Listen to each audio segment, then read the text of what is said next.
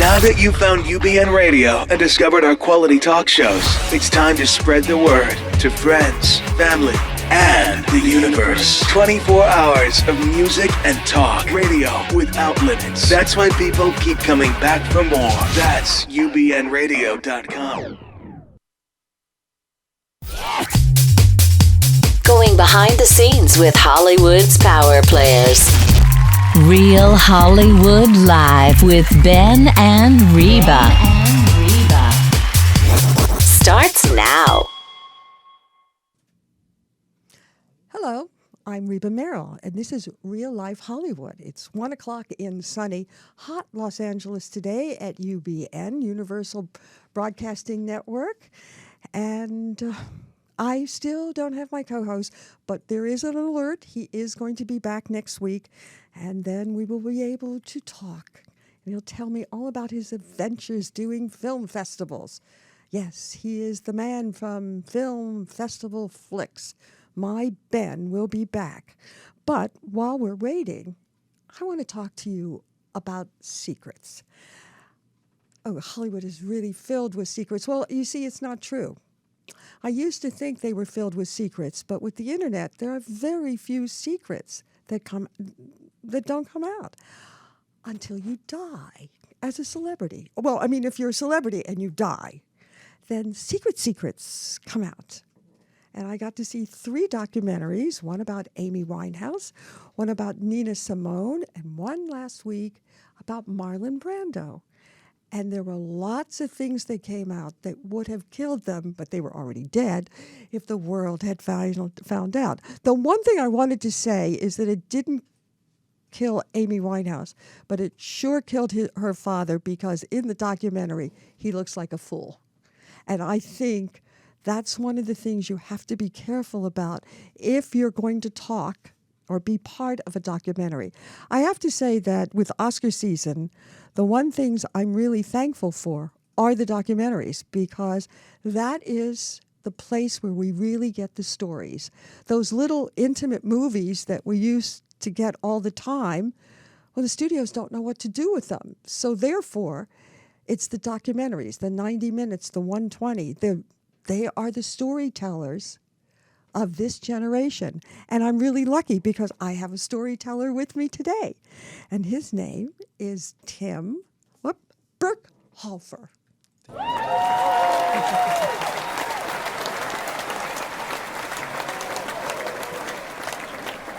One of the things I love, as you now know, is a documentary filmmaker, a director. And you have a new film that's just coming out called Capital C. And before I ask you about it, I would like to run a clip so we'll all be together about what we're talking about. So run that clip. Woo! Yeah. Okay. All right. Whoop. Here we go. One of the coolest things by far about the crowdfunding is that it really gave us the opportunity to launch something that we wouldn't have had before. We were asking for more money than just about anybody had asked for before. This is going to allow me to create a life for myself and my family. You don't have to sit around and wait for some company to decide that you want it. You can do it for yourself. We live in a new era. We live in a brand new world where all of a sudden the technology that is around us enables us to do the things that we believe in. You get to throw it out there, and if you get accepted, then it's like, oh, we got a company. Oh, okay, what are we gonna do now? Now is the time for me to seize that opportunity. I've been waiting 20 years for this moment. And finally, I'm here. It's the largest paradigm shift since the Industrial Revolution. Those people absolutely changed the course of my life.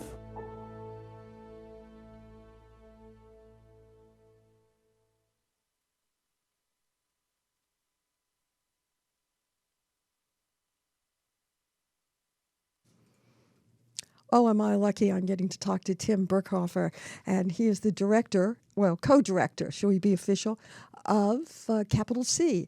But before we talk about Capital C, I always want to know, how did you start? How did you get in the business? Do you have this sign that says, "Hi, I'll grow up to be a director"? Not at all. I actually started as a musician. I'm from Germany. The youngest of 9. All of my siblings and including me, we all learned at least one instrument. And before I started going to school, I started playing the cello. I remember like a quarter cello and like 3 pillows on a chair.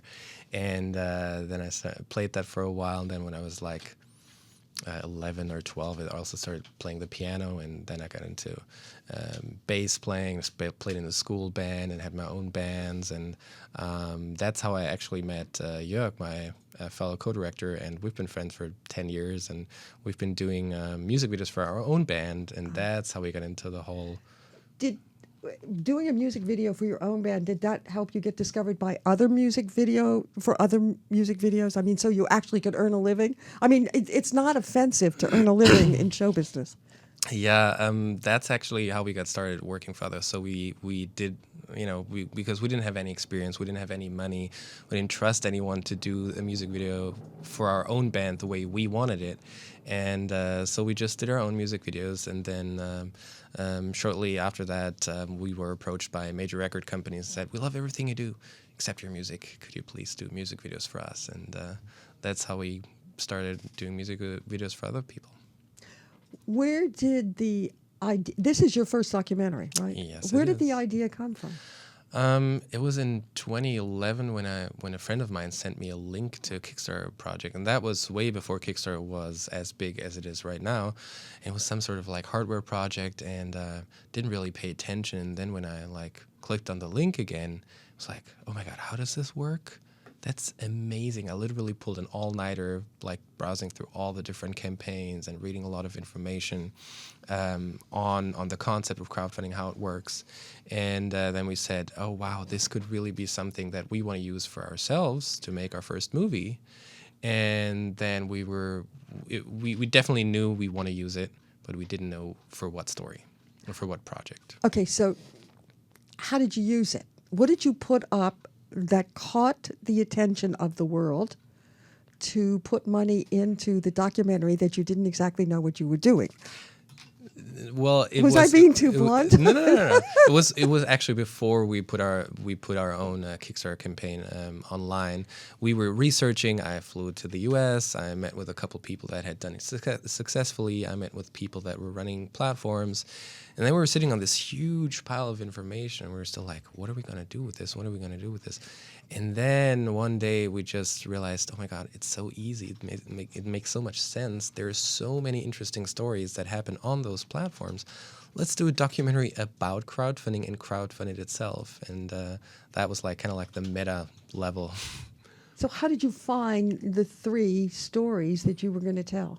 We actually, in the beginning, filmed with roughly about 20 different people. And then, over time, we figured out, okay, this would make for an interesting story. Or some people, they didn't really feel that comfortable in front of a camera. And then that we just narrowed it down to 3 main stories. And those are the ones that make up the movie. Okay, well, I alluded to in the beginning is that, there are secrets that come out. I know from my career interviewing celebrities all over the world that they say things that they don't want repeated until you die. So I wondered, when you started this, did things come out that surprised you? Or was everybody so focused on selling that you never got to see beyond that facade that we all have? Yes and no. I mean, there were definitely stories. One person, for example, his campaign failed, and then we were thinking, oh, should we still leave it in there? And then he said, I kind of feel uncomfortable if I'm portrayed as the loser in front of everyone else. And crowdfunding is already a very, very public process. I mean, you can't hide anything. Everyone knows if your campaign fails or if it's successful. And for us, the most important thing was then to show, even if you're successful financially, if you reach your goal or even exceed it by far, that's when the actual work starts, because it's a lot of hard work starting something from scratch. Because you have to deliver. Yes, absolutely. And I mean, our campaign is the best example. It took us way longer than we originally thought, because we had our Kickstarter campaign in April 2012, and then first-time filmmakers, crazy as we were, we thought, oh, we'll be done within a year, and now we're here in 2015, and now it's done. But it took us way longer than we originally thought. So take me through. What was the first thing you did for you to set up your Kickstarter campaign? I guess by then you knew what you wanted to do. It wasn't like, we'll make a show. Exactly. No, it was, we Germans tend to analyze a lot of things. Always use the quote that we only take risks once there is no risk left, or hardly any risk left. Wow. Which makes us very slow, but at the same time, long-term wise, I think on average more successful. Or you have the potential to be successful because you try to minimize risk as much. So we started actually preparing our campaign roughly a year before we actually launched. That means reading a lot about it, because I always compare it to, if you want to compete in a car race, you don't just sit in a car and compete. You practice a lot. You study from others. So we first backed a couple other campaigns, and to get a feeling for how crowdfunding actually works, how's the communication with the backers, what kind of tone, you have to find your own tone. And so we tried to learn as much as possible from other campaigns, and then tried to adapt that into our campaign. What made you think you could interview to do this?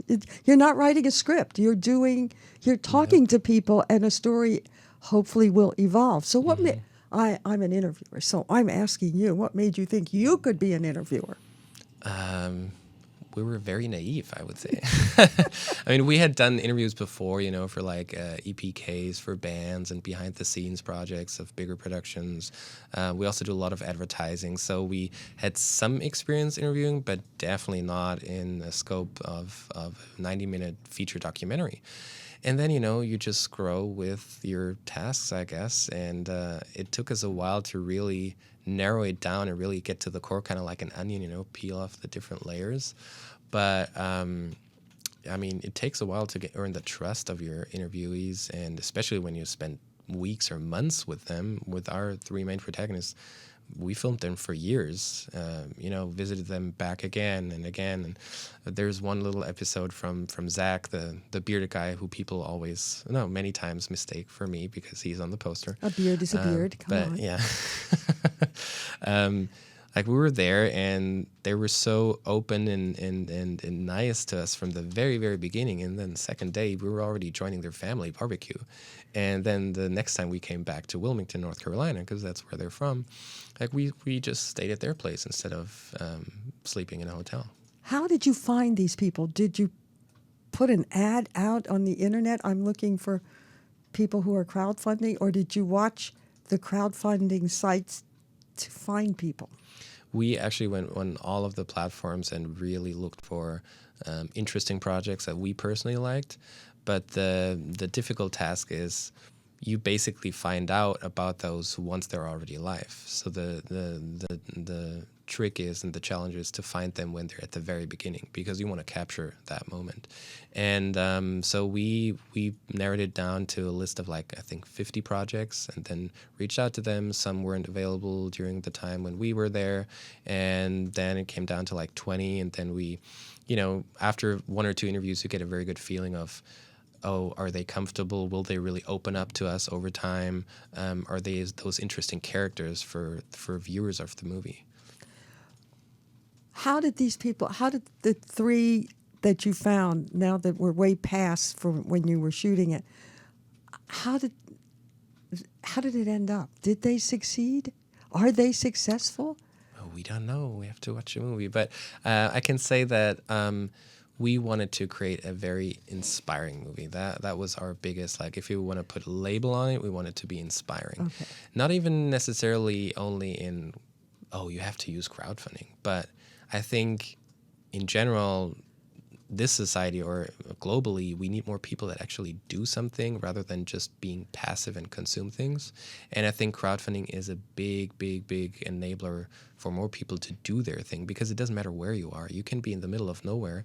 If you have a great idea and a great invention and you know how to tell the story around it, then you can definitely be successful with crowdfunding.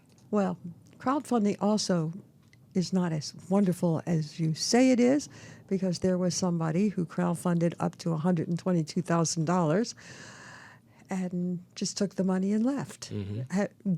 When you were doing all your research, did you find stories where, I don't know how to say it, that the crowdfunders took people? Or is it such an honorable thing on the internet? I can't believe this, that you don't see con artists in the loop? Well, two things to respond to that. One is that the crowd, or let's say the internet as a whole, is really, really good at spotting like foul apples, let's put it that way. I remember one campaign where a guy said he wanted to make a video game, and he just pulled some images from another campaign. He pulled, some clips from a different campaign, and just puzzled it together. And then people very, very quickly found out, oh my God, I remember this from there. And then they connect with each other and they talk about it in forums. And so the majority of campaigns, if there's someone with a bad intention, the internet finds out really fast, because it is really transparent. You have to sign up with your real name. If you don't have a history online, chances are that you might not even be a real person. And just if you have more things, kind of like Google works, the more links point towards one thing, the more valid it becomes in Google search results. And then two, if you ever do that with your real identity, with your real name, you're basically done. Because you will never get a second chance if you try to scam people on a crowdfunding platform. Ooh, that makes me feel good. That really does, because the con artists seem to be able to come out of the woodwork. One quick thing before we close. Tell me about going to a film festival. You have shown this documentary at more than one film festival. Yes. What is it like for you? You who is putting his toe in the water for the first time. What's it like to be at a film festival and you're on? That's a very interesting feeling, because, you work on your thing, you work on your documentary, your film, your short, whatever it might be. And in our case, we shared it with, the process with all our backers and, of course, our friends and families. But then on day one, you go there, and my biggest thing during film festivals was I wanted to see the people that watch it and look at their reactions. So I didn't really pay attention to the movie, but I looked at them like, oh, okay, they watched at this part. They laughed at this part.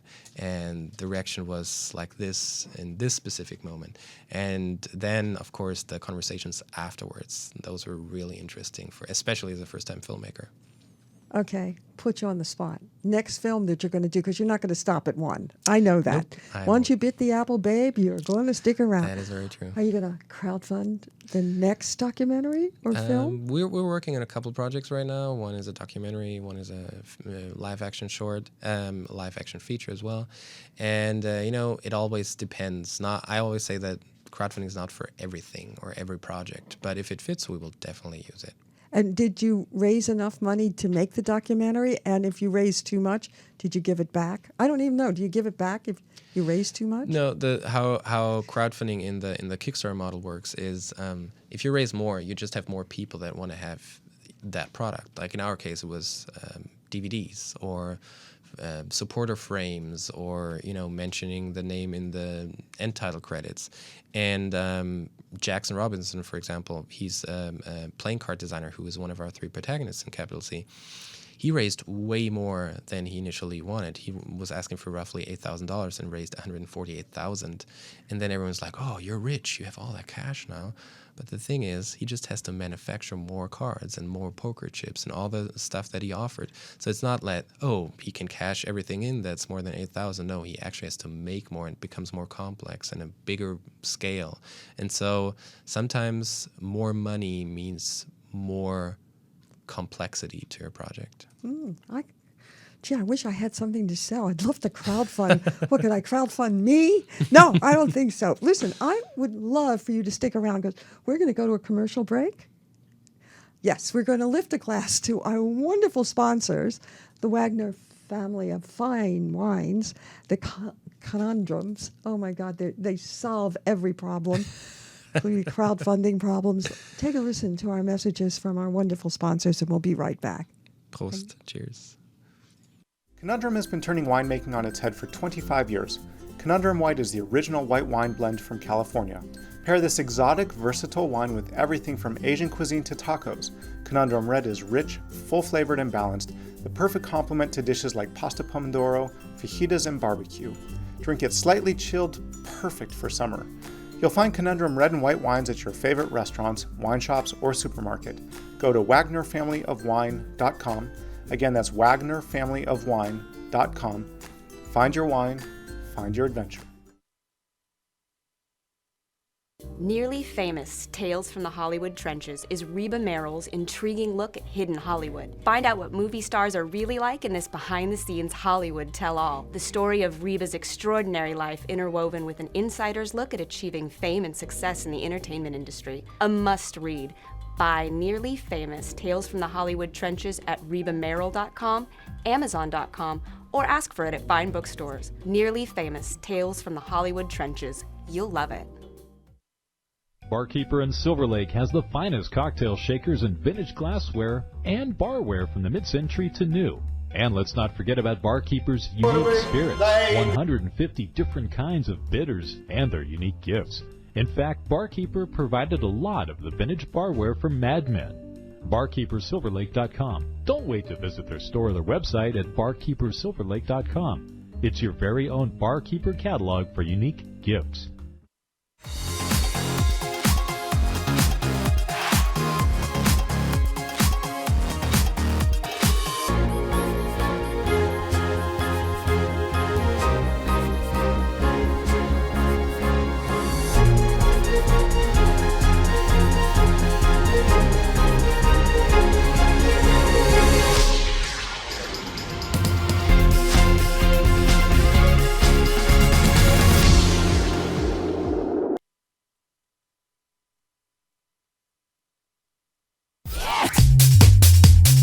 Behind the scenes with Hollywood's power players.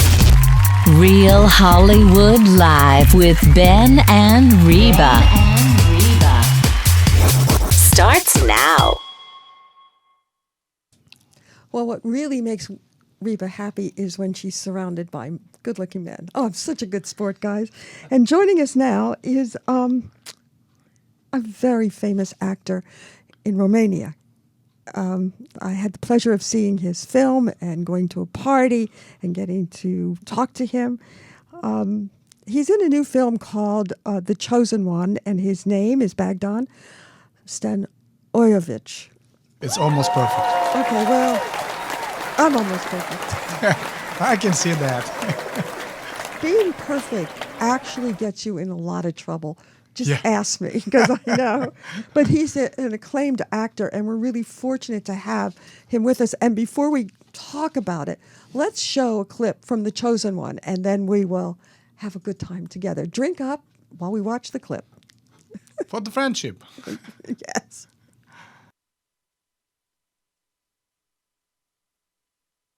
Din față! Nu vă băgați de nu vă fierbe oala. Lasă-l, domnule, nu vezi că-și duce barfa la produs? De ce am venit aici? Te arătăm pe tine.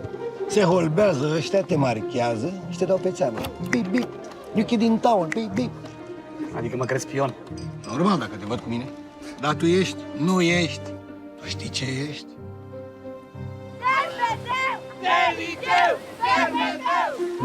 E a doua oară când nu faci chestia asta. A treia oară nu există. Marș de aici! Nici acum n-ai înțeles cu ce ne ocupăm.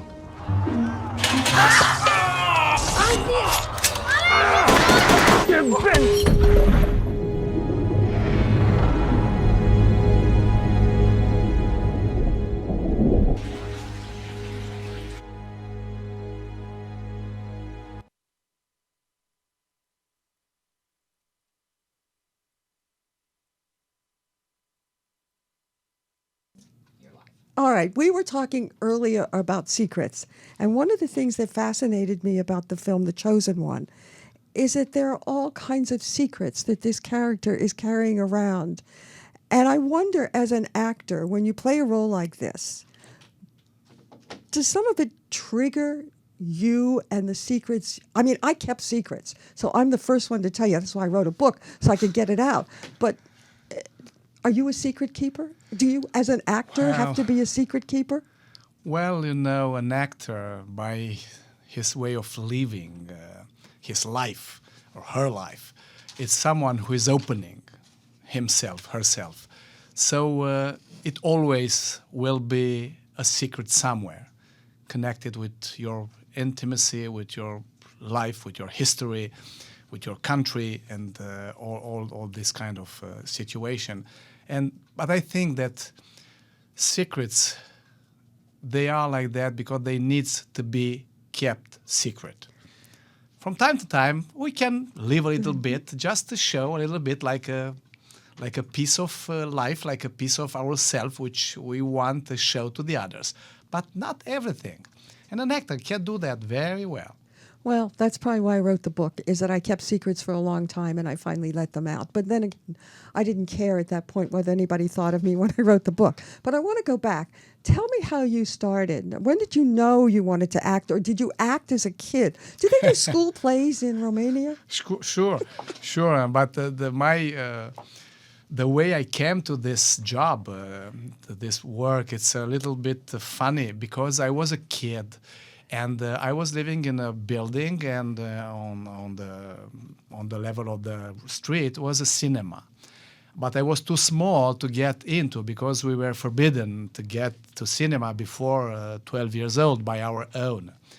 And the guys older than me from the building, they just opened the window who was inside the cinema in the toilets, in the bathroom. And the window get into the courtyard of the building we were playing, where we are playing. So the small one, the kids, get into the window to get into the cinema to see the movies. And I remember that the very first time I get into this cinema, it was on the screen, blowing with the wind, Clark Gable. And so I get into this black piece when on the screen was the well-known kiss between Red Butler and Scarlett O'Hara. And I saw that, and with my, 8-year-old, my mind of 8-year-old, I said, well, that's a job to do. So I'm going to be an artist. I didn't know an actor or something. I'm going to be an artist like that one to be able to kiss beautiful women. So it was my first step to get into this job. And so did you go to drama school? I mean, yes. Is it difficult to get into drama school? It was very difficult at that time because after that, of course, I followed the way of this job or this, because I think doing this job is something which is given by God. Everybody's not able to make an actor or an actress. It is like that. It's a talent. Voltaire was saying that talent is something that you do with all your body and all your love. And I think that this talent must be cultivated. So I start with a popular school of theater. I start in some course for the kids for theater. Then I go to the secondary school, and then it was the exam for the Academy of Theater and Movie and Film from Romania, which is considered one of the best in the world. And did you get in? And I get in, and it was a very big competition because there were only 6 places for the boys and 4 for the girls. And we were 400 boys for 6 places. And at the end, we were only 13 for the 6 places. And fortunately, and God helped me to be the first one from the 13, and I get into the university. And then I think I have a little angel which takes care of me all the time. He's always here on my shoulder since I was born, and he helped me. He helped me, and I started playing in the theater, in the National Theater of Bucharest, since my first year of academy. And then I started making movies, and probably I was good enough to do others. And during 10 years, since my first year of university and my last year of living in Romania, because I left Romania in 89. So from 79 to 89, I was shooting in 18 movies, which was very, very much for Romania, for a small cinema industry. And from the 18, I had, I think, at least 10 first roles. So I get some popularity, and I was loved by the people, by the youth especially, because they said that they find themselves into me, into my parts, my characters, what I was doing in the movies. All right. In Hollywood, we never ask anybody's age except mine. So I'm not going to ask you how old you are. Old enough. I know that you were living in Romania under the communist rule. And I want to know, first of all, how it affected you as a person and your family. What was life like? We don't, I won't say we. This is not a royal we. It's mine. I don't know how you lived. I want to know. And then I want to know how it affected the film industry. Was it propaganda films you were making? Or we certainly weren't doing a crowdfunding film at that point. But tell me what it was like. You know, the communist system, it's like a blackout. It's a blackout for your mind, it's a blackout for the spirit, it's a blackout for the freedom of the world, for the freedom of the movements. And we had to live in this situation, have to find solutions. This is maybe the best thing we learned by the communism. Find solutions. In every moment, at any time, we had to find a solution to be our life to be a little bit better, or for our family. Of course, I was a lucky guy when I was an actor, because being well known, the gates were opening to me without being into the system, without being into the Communist Party, because I didn't want it to be a member of the party. And I was not a very nice guy from the point of view of the ideology, because I was saying, it was my way to express the rejection of the system by saying words and poems and things which were forbidden, by making fun about Ceausescu or all the other leaders. And, you know, to do a movie in Romania at that time, you had to pass through 3 or 4 commissions. It was the first commission who was reading the script. And in the script, it was forced to be a moment of political ideology. Yes. In every movie. Without that, the movie couldn't exist.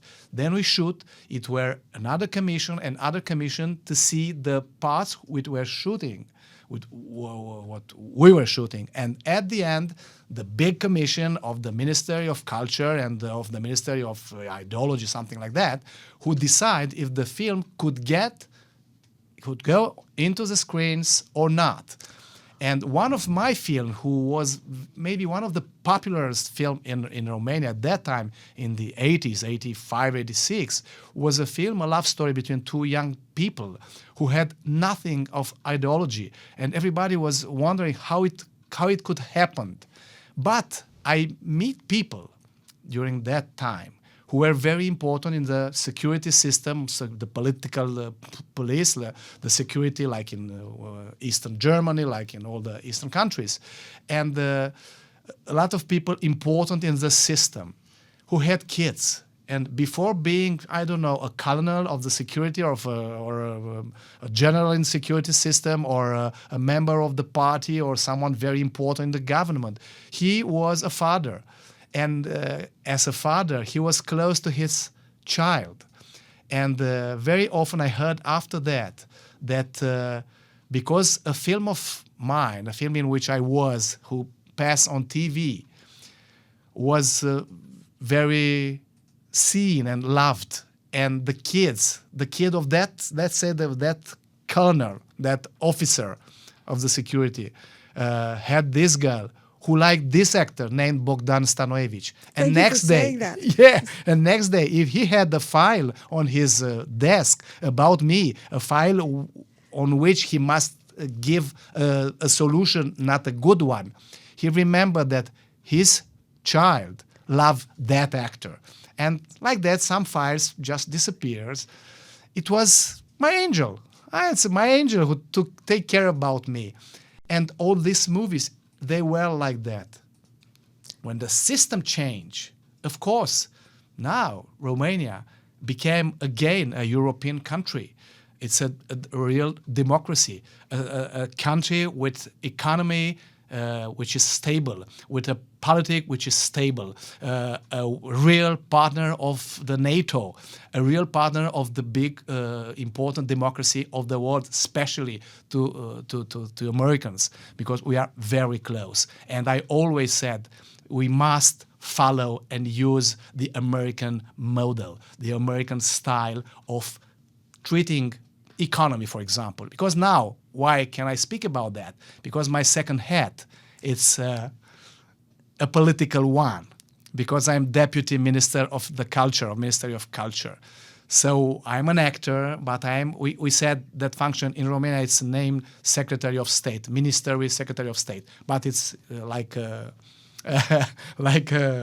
Deputy Minister. So I know, and I try to explain to the people, look, the crisis which surround us since a few years.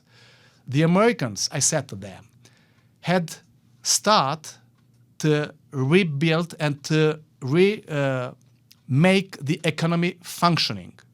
And after that, they want to repair things. The German theory is you must repair before and start the economy after, which is a bad way of doing. We see that in Europe, and we see in the States. For me, the States have overpassed the crisis, not Europe, not yet. Wait a minute, we have a German. We have a German here. Okay, he so don't agree with that. Give me your opinion. We're open-minded. Well, I agree to some degree where you said you first let it happen, and then if it fails, then you fix it. And then you mentioned that Germans fix it before something is broken. I think long term... Not before something is broken. It's already broken. But they want to fix it before launching the economy, because before making the consummation functioning. But why is the German economy within the European context still so well positioned? Because they're hard workers. So well because the Germans are very disciplined. Yes. They have a very good history in the discipline, in the way of being together to make things together, which is like the Americans anyway, doing things together.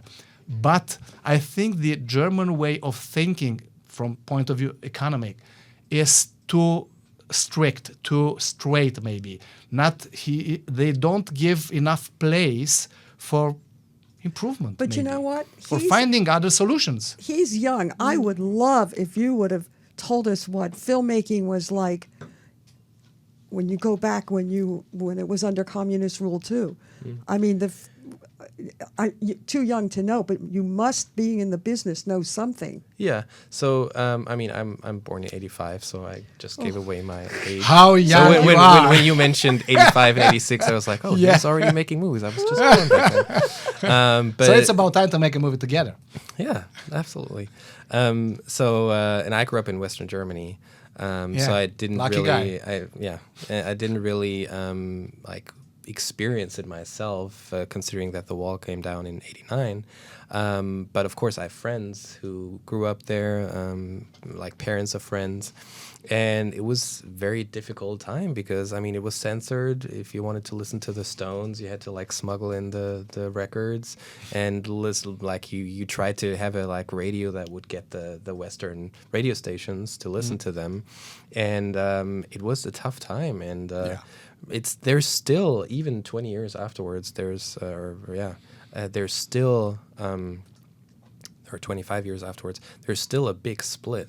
They still have the salaries are way lower in the eastern part than in the western part. A lot of young people, especially, move to the west because there are more job opportunities and stuff like that. So we still definitely can feel, the the consequences and the results of the communist regime in Germany. Well, one of the themes of The Chosen One, and I'm going to ask both of you this question, is the choice. You make a choice in your life, and you end up living with it, good or bad. So we'll start with the elder statesman who played the man that actually the choice was made for you, but it was a choice you had to live with. Yeah, that was maybe the most important idea of this movie is that question, which is on the poster. Do we really have the choice? Do we really have the choice when we live in a system like the communist system? And I'm not sure we have this choice, because the choice is decided by the leaders, by those who are producing and those who are taking care about their ideology. And in my case, in my character in this movie, he doesn't have the choice. His only choice is to find a way to protect his family. He lives a life which is not his life. The other one, the officer of the security who take him and who involved in his life, is living his life at his place. And this is the problem, the biggest problem in this kind of system you know about, is that you have to follow without willing, without knowing where you go, or at least you know that you will go straight to the wall, never on the other side. But in your life, did you make a choice that you loved? I guess so, being an actor, but did you ever make a choice that you said, oh, why did I ever do that? I think we all do this kind of choice during a lifetime, and after that we regret or not. But I said, even the mistakes I made during my lifetime, which is quite a part of time, in the moment I did something, I really believed it's a good thing. I didn't knew that maybe it's a mistake. I understand that afterward. So if I will be able to do again, probably I will do again almost everything. Probably I will be more attentive on the way I was a guy with his heart on his hand. And this is not good, because not everyone appreciate that. And people use this way of being too honest. Unfortunately, we are all people. We have all our level of character. And this is probably what I won't do anymore. We have the baby in the room. Excuse me. Do you ever make a choice that you regretted, or a choice, or maybe it was the choice to go from music videos to directing a documentary, which has got to be a big, scary step? I mean, we are all humans. We all make mistakes. I mean, there are tons of choices that I made that I would have done differently if I knew the outcome. Yeah. But the beauty of not knowing something is also that you're not afraid of the mistakes that you can potentially make. And I think that's one important thing that especially kids have to understand, that don't worry about what could happen as long as you at least try, because not trying, then you're already lost. Exactly. I always thought about that.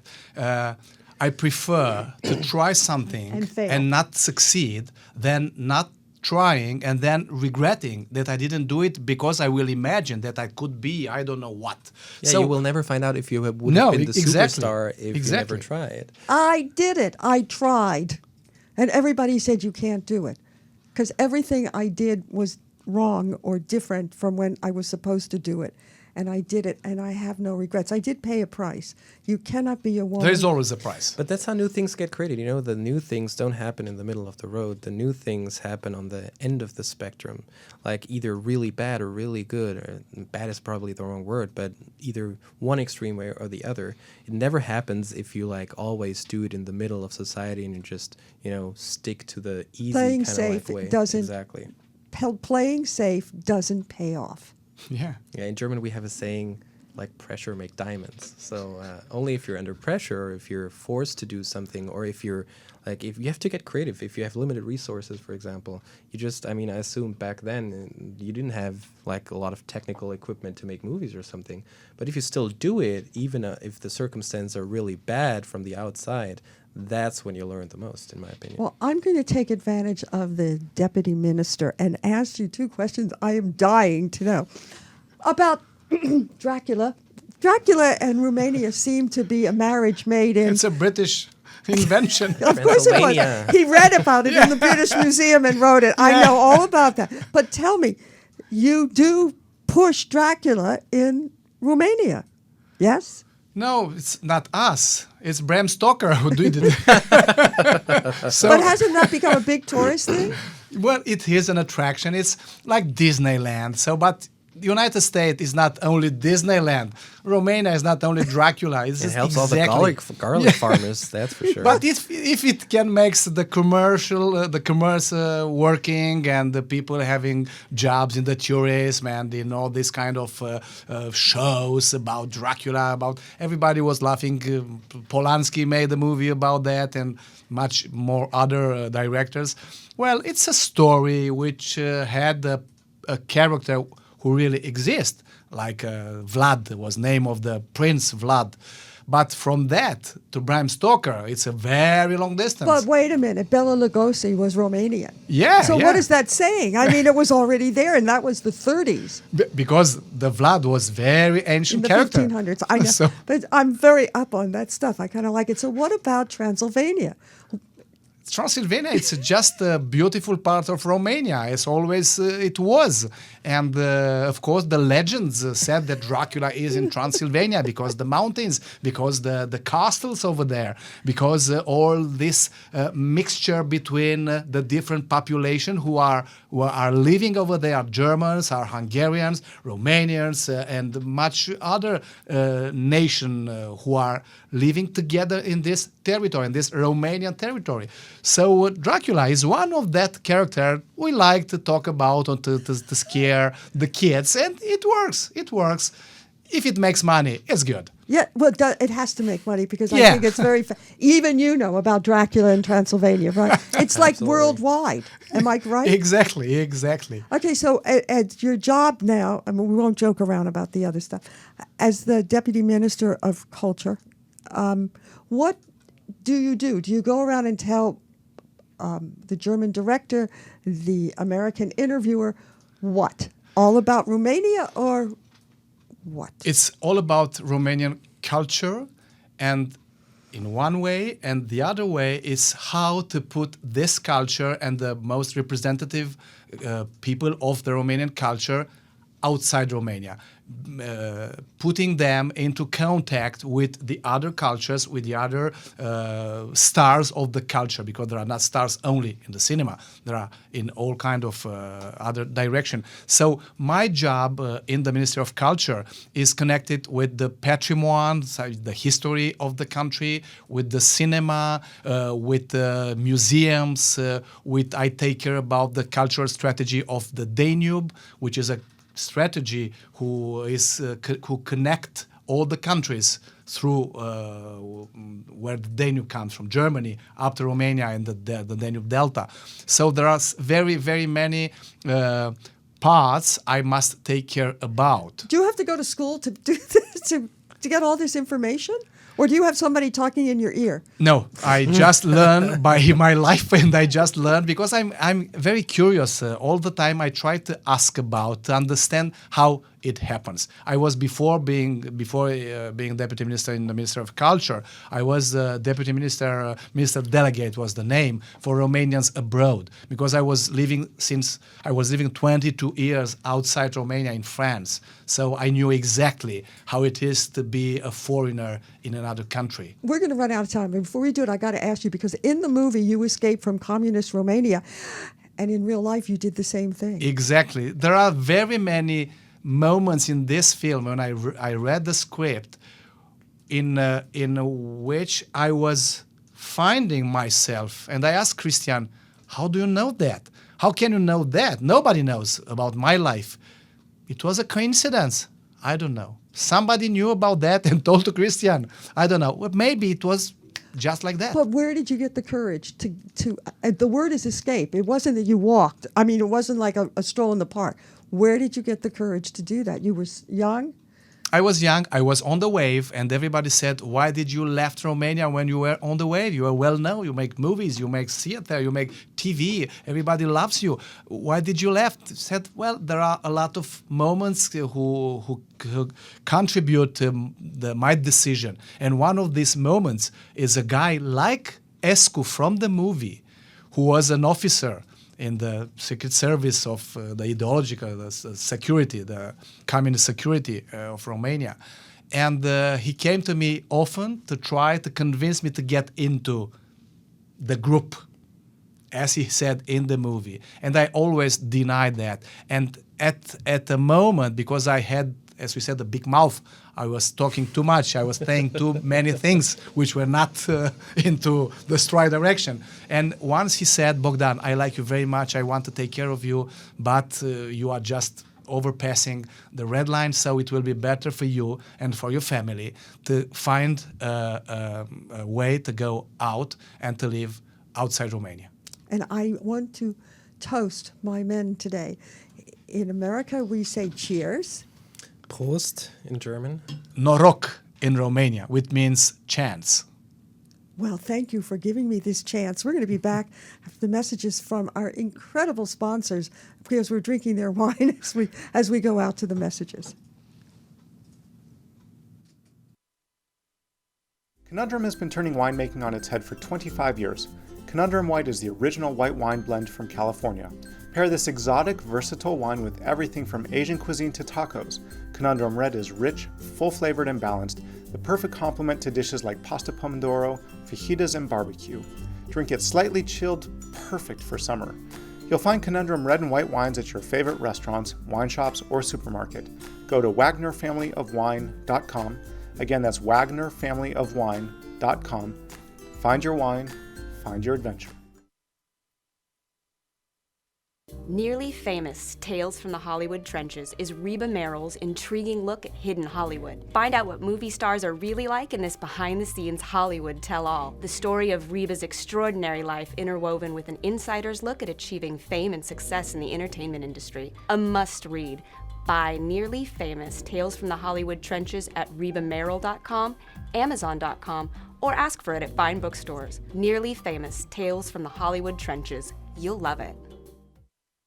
Barkeeper in Silver Lake has the finest cocktail shakers and vintage glassware and barware from the mid-century to new. And let's not forget about Barkeeper's unique spirits, 150 different kinds of bitters, and their unique gifts.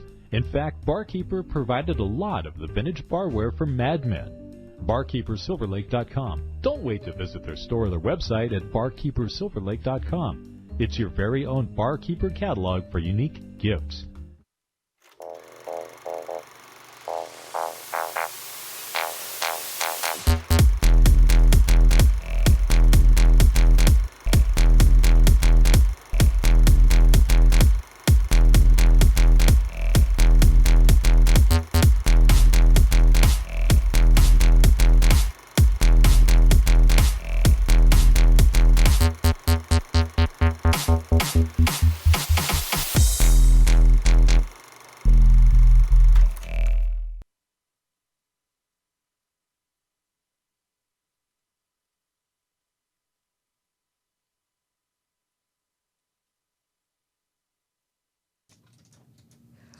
I'd like you to tune in next week for Real Life Hollywood at 1 o'clock on well, wherever we are. No, I know where we are. We're at Universal Broadcasting. I had such a good time with these men. I cannot tell you that I can't even think. But my co-host will be back. And if you want to find out anything about these charming men and me, go to www.reallifehollywood.com. Real Hollywood Life? Oh, I forgot the name of the show. Sure. Look me into my eyes and say it correctly. RealHollywoodLive.com. Goodbye. It's a wrap. Real Hollywood Live with Ben and Reba.